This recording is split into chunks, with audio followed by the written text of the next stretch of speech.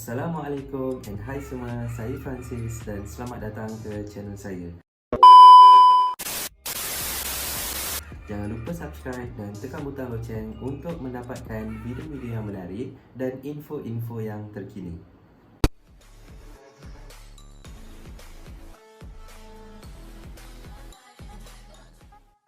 Di dalam situasi PKP ini, pelbagai masalah dan isu yang timbul di kalangan usahawan-usahawan kecil dan sederhana, khususnya di Malaysia. Ada yang terpaksa potong gaji lah, buang pekerja lah untuk cover kos-kos syarikat. Ada juga yang tutup secara sementara macam kedai makan, kantin sekolah, mal-mal, dan ada juga yang tutup terus kerana agak sukar untuk meneruskan perniagaan mereka tanpa sales yang konsisten dan macam-macam lagi masalah yang dihadapi. Masya Allah, agak berat juga dugaan PKP ni buat usahawan-usahawan kecil dan sederhana.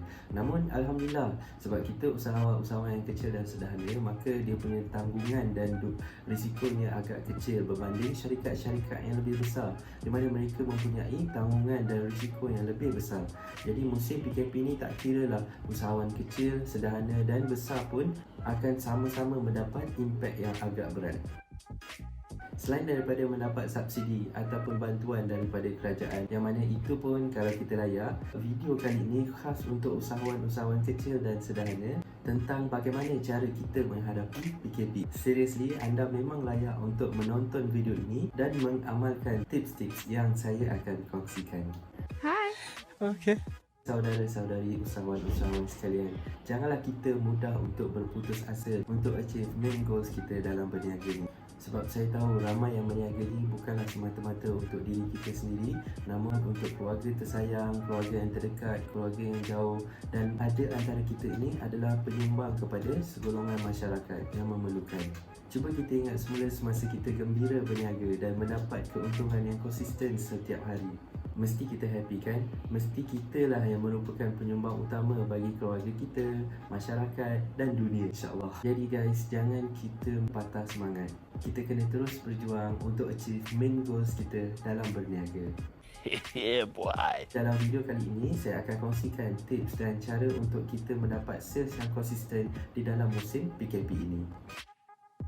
Yang pertama, kita haruslah mengkaji semula perniagaan yang kita ada. Cara untuk kaji semula ni, korang kena lihat balik kepada kekuatan korang dalam membuat perniagaan tersebut. Saya bagi contoh Pakcik Abu. Pakcik Abu ni hari-hari berniaga di Pasar Borong dan dia berniaga daging, contohnya daging lembu di Pasar Borong. Bila dikaji semula, kekuatan Pakcik Abu ini ialah dia mempunyai stok daging lembu yang konsisten, yang membolehkan dia sentiasa berniaga di Pasar Borong hari-hari. Jika ikutkan PKP, memang perniagaan Pakcik Abu akan mendapat sales yang kurang ataupun yang tidak konsisten. Ini kerana orang dan pelanggan Pakcik Abu ataupun pelanggan di Pasar Borong itu tidak lagi datang secara konsisten ataupun secara biasa-biasa yang sebelum PKP ini. Jadi di sini Pakcik Abu boleh lakukan satu perkara untuk memastikan orang atau pelanggan yang tidak datang ke pasar pun boleh membeli daging Pakcik Abu. Boleh membeli daging lembu Pakcik Abu, iaitu Pakcik Abu boleh melakukan perniagaan secara online ataupun secara dalam talian dan membuat delivery sekali kepada pelanggan-pelanggan mereka. Maksud online di sini tak semestinya terus ke Facebook dan Instagram. Pakcik Abu boleh mulakan dengan menghantar iklan-iklan ke grup WhatsApp, kemudian boleh terus ke Facebook, Instagram.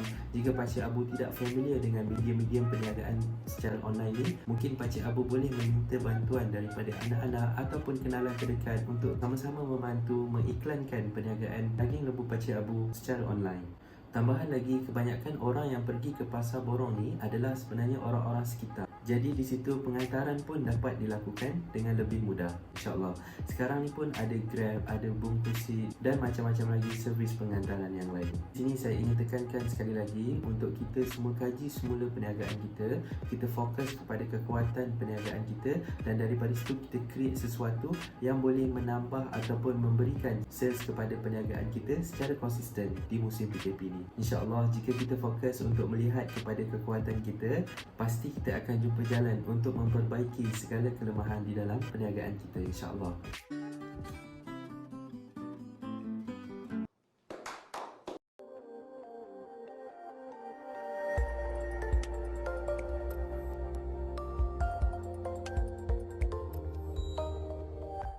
Akhir sekali, sekiranya korang merasakan video ini sangat memberi manfaat, sila kongsikan untuk kebaikan semua. Jika ada salah, kekurangan ataupun feedback yang boleh bantu diri saya untuk menghasilkan video-video yang lebih berkualiti pada masa yang akan datang, sila tinggalkan komen juga. Okay? Sekian, terima kasih.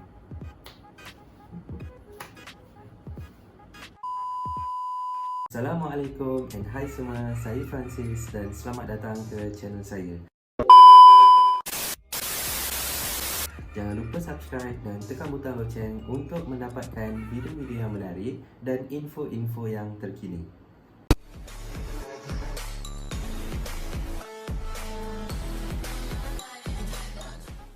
Okey, jom kita pergi kepada yang kedua. Yang kedua, kita haruslah sentiasa mencari peluang dan ruang dalam perniagaan kita. Kebanyakan orang terus merasakan perniagaan yang dibuat selama ini tidak lagi menjadi relevan dengan keadaan ataupun situasi PKP sekarang.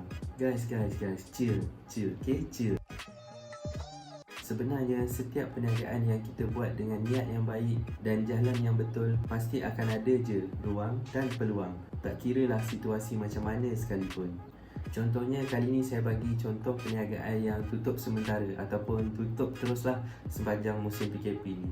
Acong berniaga car wash selama bertahun-tahun lamanya dekat satu taman ni ataupun satu kawasan ni. Tapi disebabkan oleh PKP, dia kena tutup car wash dia sementara.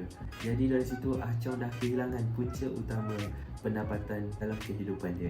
Maka Acong pun tengoklah TV mengharapkan PKP habis cepat mungkin ataupun car wash boleh dibuka semasa PKP. Sebagai contoh lah ya, ni contoh lah. Sebenarnya perniagaan car wash ni memang amat-amat penting sebelum PKP.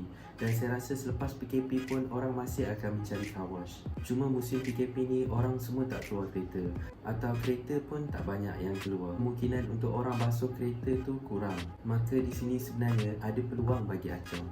Korang mesti tak nampak kan? Ke korang nampak? Kalau korang nampak ni, maknanya kita satu kepala lah sebab kita semua suka berfikir. Okay, jadi macam ni, saya nampak beberapa peluang untuk Acong kekal berniaga walaupun musim PKP. Antaranya, Acong boleh keluarkan flyers tapi mahal sikit lah kos dia. Kalau Acong nak yang lebih murah, maka Acong boleh iklankan secara online seperti WhatsApp, Facebook ataupun Instagram untuk cuci kereta ke rumah. Okay.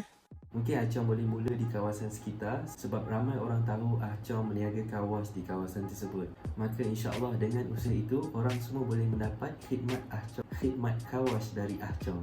Kalau ikutkan berhabuk jugalah kereta tu kan, tinggal lama-lama, mesti akan ada orang yang perlukan khidmat car wash ni. Hari tu kan, saya ada duduk satu kondominium ni, adalah satu orang daripada India. Dia hanya membawa basikal dan 2 baldi serta alat-alat cuci kereta yang lain. Maka dia cucilah kereta-kereta yang bayar padanya 1 kali sebulan. Kalau tak silap, dalam RM50 sebulan, dia akan datang cuci 2 kali seminggu untuk sebiji kereta. Mula-mula saya nampak seorang, kemudian dia ada 2 orang. So saya rasa perniagaan dia dah makin lama makin bertambah. Bilangan kereta untuk dicuci. Cuba bayangkan, kondominium yang saya tinggal tu ada 2 blok. Blok A, blok B. Dan satu blok ada 25 tingkat. Dan setiap tingkat ada 10 unit. So kalau kali dah 250 unit untuk satu blok. Kalau ada 2 blok, maka 500 unit. Dan satu unit contohnya mesti ada 2 biji kereta. Satu untuk isteri lah, ataupun satu untuk anak lah, dan satu lagi untuk ayah ataupun untuk suami. Jadi dekat situ 500 dah kali dengan 2, dah 1000 biji kereta dah market dia. Katalah daripada 1000 tu 30% je, ataupun 300 biji kereta yang betul-betul mengambil khidmat dia untuk mencuci kereta. 300 kali 50, itu hanya kerja yang datang membawa basikal, baldi serta alat-alat untuk mencuci kereta. Itu basic je baru. Sebelum PKP pun dia pergi cuci, dan masa PKP ni pun saya diberitahu dia masih lagi pergi mencuci kerana langganannya masih bayar pada dia setiap bulan. Acong bolehlah target pangsapuri ke, kondominium ke, flat ke, atau rumah biasa pun boleh. Sebab sebenarnya banyak ruang dan peluang bagi perniagaan yang sama macam Acong. Okey, ada faham setakat ni? Jadi kita pergi ke nombor 3.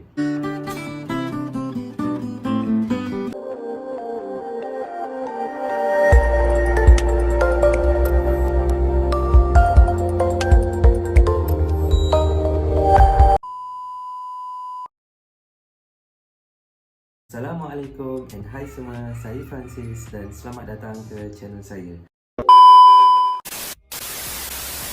Jangan lupa subscribe dan tekan butang loceng untuk mendapatkan video-video yang menarik dan info-info yang terkini.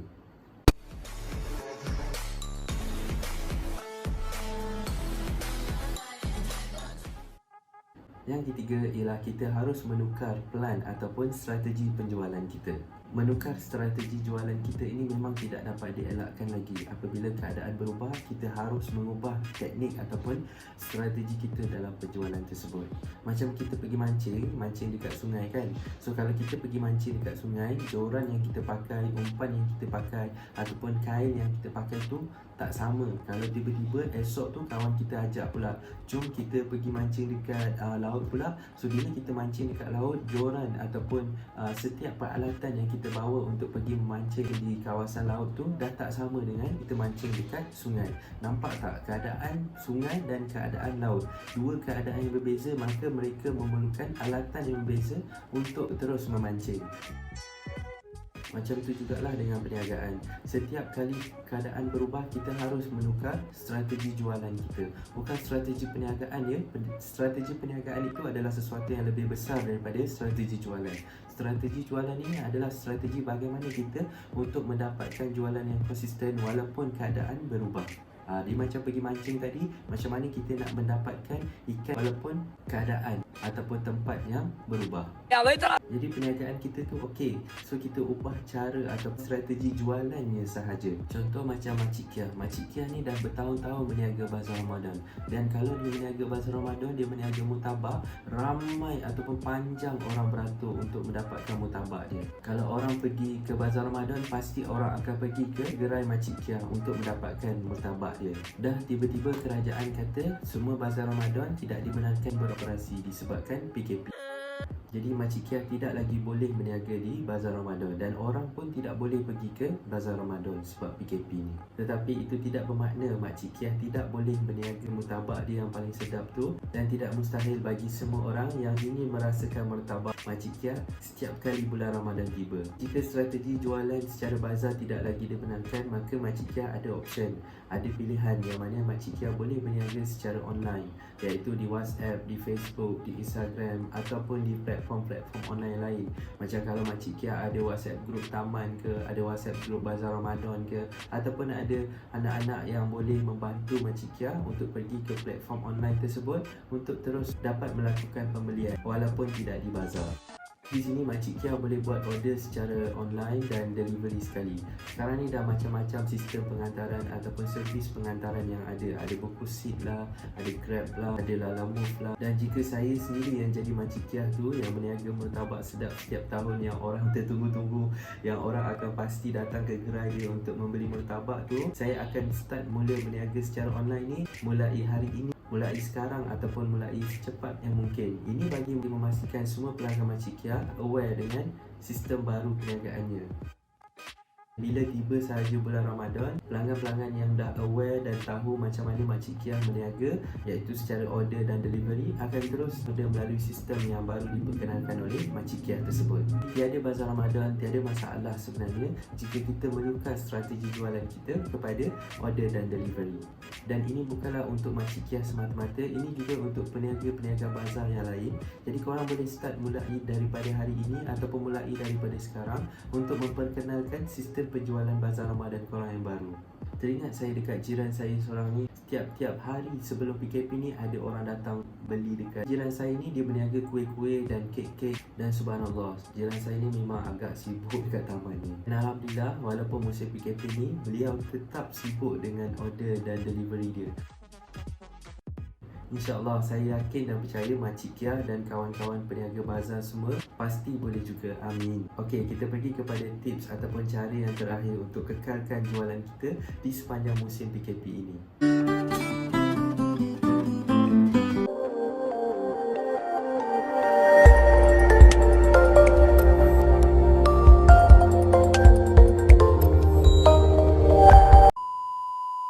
Assalamualaikum and hai semua, saya Francis dan selamat datang ke channel saya. Jangan lupa subscribe dan tekan butang loceng untuk mendapatkan video-video yang menarik dan info-info yang terkini.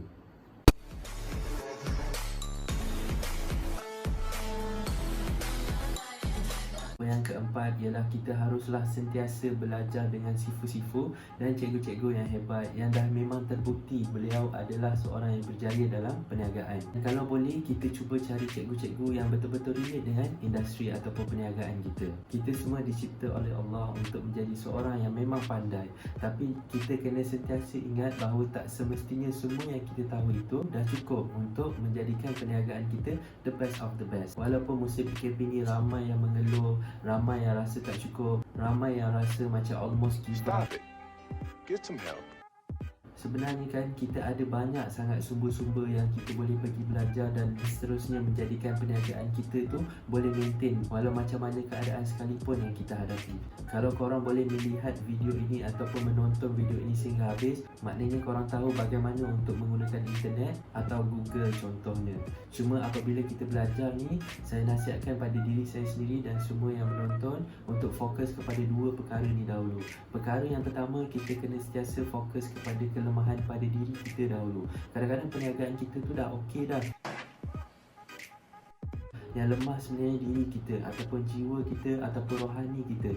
Jadi kita cari cikgu-cikgu yang boleh memantapkan ataupun boleh memperbaiki, memperbetulkan jiwa dan rohani kita dahulu. Yang kedua, selepas kita tengok pada diri kita, barulah kita tengok pada perniagaan kita.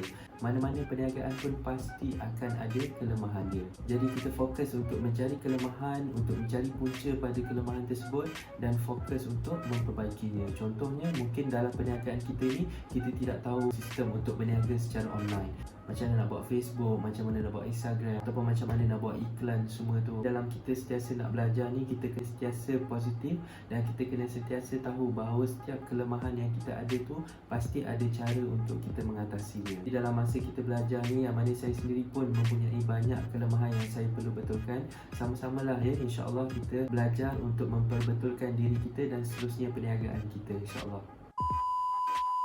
Jika korang juga mempunyai tips-tips yang berguna ataupun ada kelemahan yang boleh kita bantu, sila kongsikan dengan komen di bawah. Kita akan sama-sama memperbetulkan dan memperbaiki. Akhir sekali, sekiranya korang merasakan video ini sangat memberi manfaat, sila kongsikan untuk kebaikan semua.